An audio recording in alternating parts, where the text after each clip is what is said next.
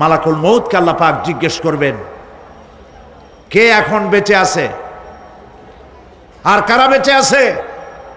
তিনি বলবেন হযরত জিবরাইল, হযরত মিকাইল, হযরত ইসরাফিল।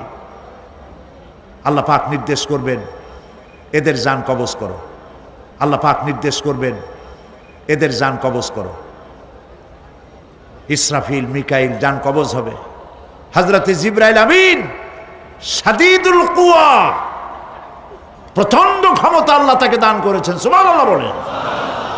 আল্লাহ পাক বলবেন, মুত ইয়া মালাকাল মউত।